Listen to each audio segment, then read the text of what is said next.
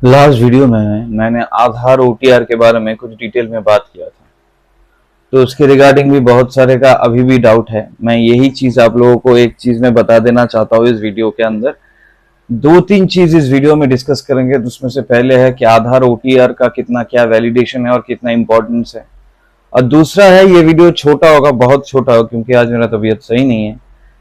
लेकिन मैं यही बताने वाला हूँ कि जो अपकमिंग डेज है, जो दिन आ रहा है, टायर वन मेन ये सब आ रहा है, तो क्या क्या चीज, दो तीन चीज जो आपको याद रखना चाहिए। तो kind of strategies for the upcoming exams and Aadhaar OTR. Hi, मेरा नाम है Prithvi Ganguly, qualified CGL 2 times, 14 16 14 I got TFCBIC, 16 I got CAG accountant, home posting में है।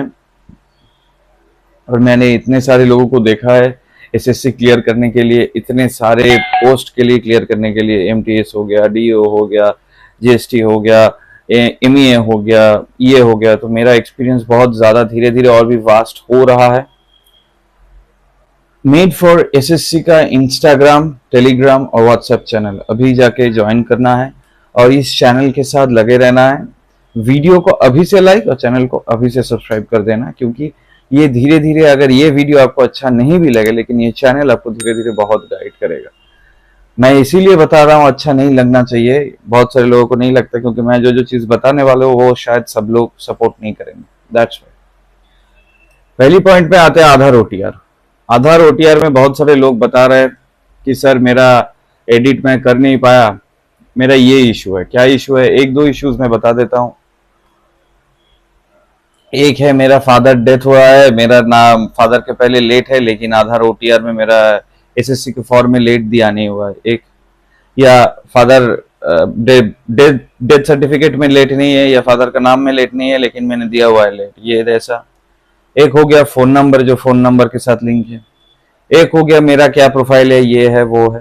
तो मैं पूरा चीज में बता देना चाहता हूँ। अगर आपके फादर का डेथ हुआ है और अगर आप लेट करके रखे हो, when ever it is that आपका डॉक्यूमेंट में लेट नहीं है लेकिन आप लेट करके रखे हो, तो इट्स ओके। अगर आपका पापा जिंदा है फिर भी लेट कर रहे हो, दैट्स क्राइम। अगर आपका पापा मर चुका है लेकिन फिर भी जिंदा रख रहे हो, दैट्स क्राइम। लेकिन अगर डेथ हो गया है तो लेट यहाँ पे लिखो, बाहर पे लिखो, मत लिखो, ना लिखो, तो कुछ नहीं होता है उससे, कुछ भी नहीं होता है उससे। आधार ओटीआर में फिर से मैं बता देता हूँ, आधार ओटीआर इसलिए कर रहा है स्टाफ सिलेक्शन कमीशन, जो आपके आधार नंबर से मैप करके आपका पूरा डेटाबेस जो है, बायोडाटा, उसके पास आ जाएगा। आपका पापा का नाम, मम्मी का नाम, ये वो ये, ताकि डुप्लीकेसी ना हो। मतलब एक ही नाम में, मेरे नाम में प्रत्यय गांगुली के नाम में दो कैंडिडेट, दोनों का ही पापा का नाम है, मतलब मम्मी का नाम है, एड्रेस एक, तो ऐसा नहीं हो सकता है। इसीलिए आधार वेरिफिकेशन कर रहा है। अगर वेरिफिकेशन होता है तो आपको ज्यादा से ज्यादा वक्त देना नहीं पड़ेगा फॉर्म फिलअप के लिए। अगर आपने आधार ओटीआर नहीं किया हुआ है तो आपको पूरा डिटेल्स भरना पड़ेगा at the time of application form filling.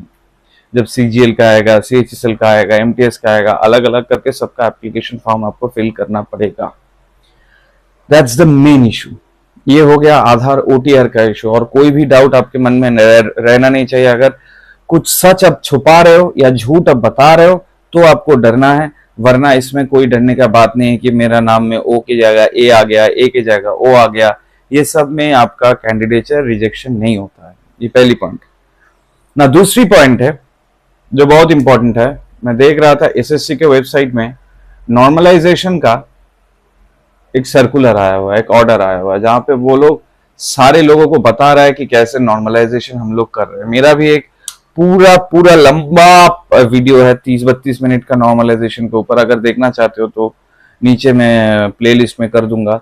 लेकिन ये जो नॉर्मलाइजेशन का ऑर्डर है, एक बार ssc.gov.in में जाके ये ऑर्डर एक बार पूरा से डाउनलोड करके पूरा डिटेल में आप लोग देख लो। Whether you are giving CGL, CHSL, MTS, whatever it is, ये नॉर्मलाइजेशन कैसे होता है, ये जो समेशन करके, परसेंटाइल मार्क्स करके ये जो नॉर्मलाइजेशन होता है, ये कैसे होता है, आपको जानना है। क्योंकि बाद में नॉर्मलाइजेशन का बहुत बड़ा इम्पैक्ट आने वाला है, आता भी है। 24 में हम लोग देखे सीजीएल 24 में क्या हुआ है, और सीजीएल 25 में भी आएगा, एटलीस्ट स्टार 1 में तो आएगा ही, क्योंकि बहुत सारा शिफ्ट होगा। तो नॉर्मलाइजेशन का वीडियो देखना है। नंबर 3, एक और इन्फो जो है, सीजीएल 24 का जो कोर्ट केस चल रहा था कि रिवाइज रिजल्ट ये वो, ये सब डिसमिस्ड हो गया। हम लोग मुझे लगता है आप लोग, ये पुराना न्यूज हो गया है, आप लोगों को अभी तक पता चल गया है। ये सब डिसमिस क्यों हुआ है? मैं पहले दिन बताया था कि एसएससी ने अगर रिजल्ट दिया है, कितना भी हम लोग प्रोटेस्ट कर रहे, एसएससी का फॉर्म फिलअप के टाइम में एक डिक्लेरेशन है कि टर्म्स एंड कंडीशंस वो सेट करता है। ही SSC body is the final authority in selection और रिजेक्शन ऑफ कैंडिडेट्स। तो वो कैसे सिलेक्ट करेगा नहीं करेगा, ये वो टर्म्स एंड कंडीशन डिक्लेरेशन देता है। वहां पे जाके हम लोग जो कैंडिडेट है उसको टिक करके फिर साइन करना होता है कि I accept this terms and conditions.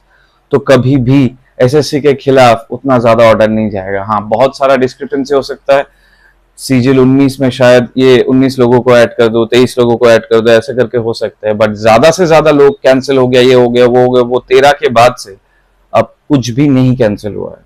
तो मेक श्योर कि इस साल भी अगर आप लोग दे रहे हो तो मेक श्योर ये पॉइंट याद रखना कि बाद में कंप्लेन नहीं करना है कि नॉर्मलाइजेशन की वजह से मैं घट गया हूँ, ये फालतू का नॉर्मलाइजेशन हुआ, क्योंकि अल्टीमेटली एसएससी केस जीतने वाला है। Now most important thing, strategy, needed और नॉट। ये मैं देख रहा था, बहुत सारा अभी मॉक टेस्ट सीरीज निकल रहा है, बहुत सारा चैनल का बहुत सारा मॉक टेस्ट सीरीजेस निकल रहा है। आरबी का तो है ही, फिर इधर उधर पार्मर का है, ऑलिव पोर्ट का है, टेक्स्ट बुक का तो है ही। तो बहुत सारे लोग बता रहे हैं कि स्ट्रैटेजी क्या करना है। वीडियो में, यूट्यूब वीडियो में भी बहुत सारे लोग बता रहे हैं कि ये स्ट्रैटेजी अगर फॉलो करते हो तो इतना होगा, ये स्ट्रैटेजी फॉलो करते हो कितना होगा। मैं सिर्फ सिंपल बात बता रहा हूं। अगर आप, मैं एकदम एकदम सिंपलेस्ट वे में, अगर आप यूआर से हो, ओबीसी से हो, ईडब्ल्यूएस से हो, ये तीनों कैटेगरी में ही आपको 160 प्लस टारगेट करना है इन टायर 1। 160 प्लस का डिफरेंशिएशन कैसे होगा? तीनों जो यूनिट्स है, मॉड्यूल्स है, एक्सेप्ट जी के, उसमें आपको 40 प्लस लाना होगा और इसमें आपको 30 लाना होगा। अगर 40 प्लस मतलब 42, 43, 44 ऐसे करके भी लाते हो तो यहाँ पे 120, वहां पे अगर 10 होता है 130, यहाँ पे अगर 30 आता है तो 160। यू कैन प्रॉपरली अंडरस्टैंड ये मार्क्स इतना आसान नहीं है अचीव करना। इसके लिए आपको बहुत ज्यादा घर में जाके बहुत ज्यादा तैयारी के ऊपर टाइम स्पेंड करना पड़ेगा। लेकिन ये जो स्ट्रेटेजी है कि ये सम ऐसे करोगे तो हो जाएगा, ये सम ऐसे करोगे तो हो जाएगा, ये सम ऐसे करोगे तो हो जाएगा, ऐसे करोगे तो हो जाएगा। एक ही सम या एक ही क्वेश्चन 4 तरीके से 4 लोग, 40 लोग, 4000 लोग, 4 लाख, 4 करोड़ लोग करते हैं। एक ही सम बहुत सारे तरीकों से। अगर आप देखना चाहते हो सब तरीके, कोई बात नहीं है, आप सब तरीके सीख लो, सीख के देख लो। लेकिन अगर आपको करना है तो आपको in majority of the cases खुद का तरीका निकालना पड़ेगा, खुद का स्ट्रेटेजीज निकालना पड़ेगा। जैसे कि अगर रीजनिंग में आपका मार्क्स पकड़ लेते हैं 45 के प्लस नहीं जा रहा है या 40 प्लस ही नहीं जा रहा है, तो आपको बार बार ये मॉक टेस्ट में ये देखना है कि कौन सी सेक्शन में आप बार बार शॉर्ट कमिंग हो रहा है आपका, कौन सी सेक्शन में, रीजनिंग में कौन सी क्वेश्चन में, हो सकता है मिरर इमेज, हो सकता है कोडिंग डिकोडिंग, वो मॉड्यूल आपको दोबारा से सेक्शनल टेस्ट से, अगर बुक है तो बुक, या तो सेक्शनल टेस्ट से आपको बार बार करना है। जितनी बार करोगे उतना अच्छा है वहां पे इंक्रीज करने का। सिमिलरली फॉर मैथ्स, अगर आपको लग रहा है आप उस टाइम के अंदर 20-22 के ज्यादा क्वेश्चन अटेम्प्ट ही नहीं कर रहे हो, फिर भी आपका 3 क्वेश्चन गलत हो रहा है, तो आपको पहले ये करना है कि पहले 19 क्वेश्चन आपको सही करना है। अगर आप 30 मिनट लेते हो मैथ्स के लिए तो आपको 20 मिनट या 22 मिनट में 19 क्वेश्चन सही करना है, क्योंकि 22 करके 3 गलत करना कोई बात नहीं है। इससे आपका कैंडिडेचर या आपका रिजेक्शन चांसेस बढ़ जाएगा, सिलेक्शन घट जाएगा। पहले 19 क्वेश्चन सही करना है, फिर 3 क्वेश्चन सही करना है, फिर अगर टाइम बचे तो 2-3 क्वेश्चन और सही करना है। ज्यादा से ज्यादा अटेम्प्ट करना यही इसीलिए इंपॉर्टेंट है, इफ यू आर गेटिंग ज्यादा से ज्यादा एक्यूरेट। अगर आप ज्यादा अटेम्प्ट करके एक ही टाइम में गलती भी कर रहे हो, देन देयर इज नो फायदा इन देयर। अब टाइम भी वेस्ट हो रहा है, आपका मार्क्स भी जा रहा है।